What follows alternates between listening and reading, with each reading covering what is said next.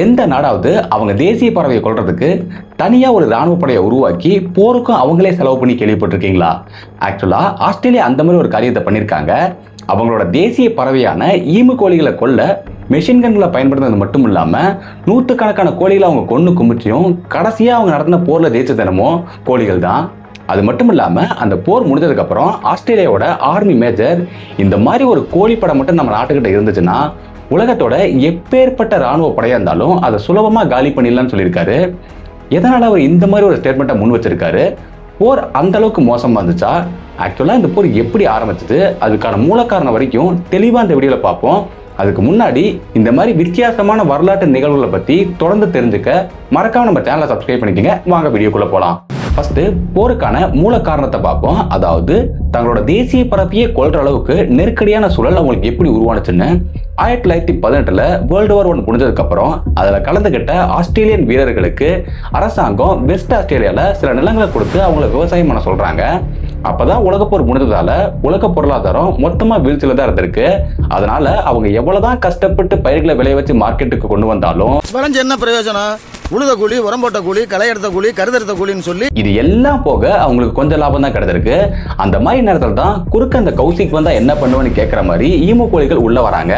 அதாவது பொதுவா ஈமு கோழிகள் உணவுக்காக இடம் மாறிக்கிட்டே இருக்கும். ஆனா அந்த டைம் அவங்க எங்கேயுமே போக கிடையாது. அதுக்கான காரணம் அவங்களுக்கு தேவையான உணவு அங்கேயே கிடைச்சிருக்கு. அதாவது இத்தனை நாள் சும்மா கிடந்த இடத்துல ராணுவ வீரர்கள் ரிட்டையர் ஆனதுக்கு அப்புறம் விவசாயிகளா மாதிரி கோதுமையை விளைய வச்சிருக்காங்க. அந்த விஷயத்தை நோட் பண்ண சுமார் ஒரு 20,000 ஈமு கோழிகள் தோட்டத்தை சுத்தி இருக்க வேலைகளை டேமேஜ் பண்ணி தோட்டத்துக்குள்ள போய் பயிர்களை சேதப்படுத்தி அதை சாப்பிட்டு இருக்காங்க. அது பத்தாதுன்னு ஓரளவுக்கு அவங்க டேமேஜ் பண்ணி வச்சிருந்த பயிர்களை அவங்க கிளம்பினதுக்கு அப்புறம் நாங்க வரண்டா மாப்பிள்ளைன்னு சொல்லி முயல்கள் டேமேஜான வேலி வழியா சுலபமா உள்ள வந்து மிச்சம் மீதி இருக்க எல்லா பயிர்களையும் சாப்பிட்டு அதை மொத்தமா காலி பண்ணிட்டு போயிருக்காங்க. இதுல பாதிப்படைந்த விவசாயிகள் எல்லாரும் அரசாங்கத்துக்கிட்ட, ஐயா இந்த மாதிரி ஈமு கோழிகள் தொல்லை தாங்க முடியல, மொத்த பயிரையும் சேதப்படுத்துறது, இதுக்கு ஏதாவது பண்ணுங்கன்னு சொல்றாங்க. முதல்ல அரசாங்கம் அவங்களை பெருசா கண்டுக்கலனாலும் ஒரு கட்டத்துக்கு அப்புறம் அவங்களோட அந்த பிரச்சனையை அப்ப டிஃபென்ஸ் மினிஸ்டர் அந்த ஜார்ஜ் பியர்ஸ் கிட்ட தள்ளுறாங்க. அவரும் இதுக்கு ஆக்ஷன் எடுக்கிற விதமா 1932 நவம்பர் 2 ஈமு கோழிகளை எதிர்த்து ஒரு போர ஆரம்பிக்கிறாரு. அதாவது ஒரு குறிப்பிட்ட ராணுவ வீரர்கள்ட்ட மிஷின் கன்னை கொடுத்து எப்ப அதை ஈமு கோழி பிரச்சனையா என்ன எதுன்னு பார்த்து முடிச்சுட்டு வாங்கன்னு சொல்லி ராணுவ வீரர்கள் அனுப்புறாரு. இங்க ராணுவ வீரர்களும் சாதாரண ஈமு கோழி வேட்டை தானே, சுலபமா 2-3 நாள் முடிஞ்சிடும் சொல்லிட்டு ஜாலியா கிளம்புறாங்க. அவங்க போய் அங்க களத்துல இறங்கினதுக்கு அப்புறம் தான் தெரியுது இந்த போர் கடினமா நீடிக்க போகுதுங்கிறது.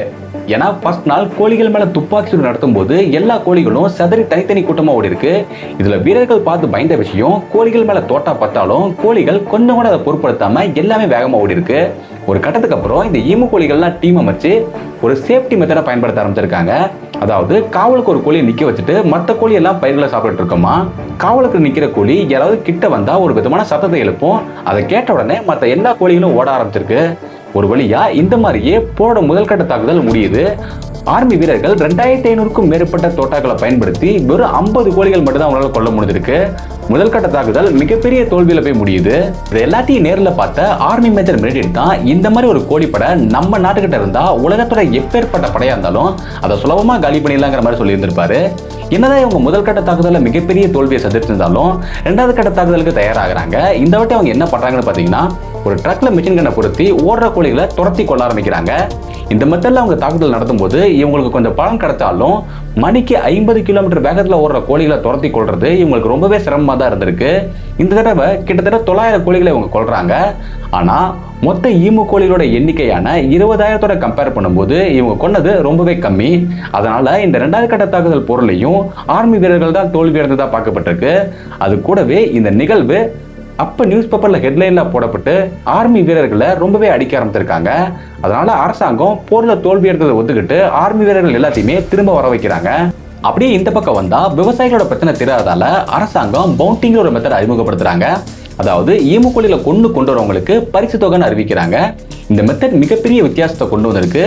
எந்த அளவுக்குன்னு பாத்தீங்கன்னா 57,000 பவுண்டிஸ் வழங்கப்பட்டதா சொல்றாங்க. தெளிவா சொல்லணும்னா 57,000 ஈமு கோழிகள் கொல்லப்பட்டிருக்கு.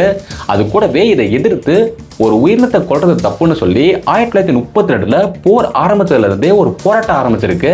அந்த போராட்டம் இந்த பவுண்டி மெத்தடோட வெற்றியால உச்சக்கட்டத்தை அடைஞ்சு 1936 இந்த பவுண்டி மெத்தடுக்கு ஒரு முற்றுப்புள்ளி வச்சது கூடவே ஆஸ்திரேலியன் ஈமு இனத்தை அழிவுலேருந்து காப்பாத்திருக்கு. ஃபைனலா இந்த போரை பத்தியும் சாமர்த்தியமான ஈமு கோழிகளை பத்தியும் நீங்க என்ன நினைக்கிறீங்கிறத கமெண்ட்ல சொல்லுங்க. அப்படியே இந்த மாதிரி வரலாற்று நிகழ்வுகளை பத்தி தெரிஞ்சுக்க மறக்காம நம்ம சேனலை சப்ஸ்கிரைப் பண்ணிக்கங்க. அடுத்தடுத்த வீடியோல சந்திப்போம்.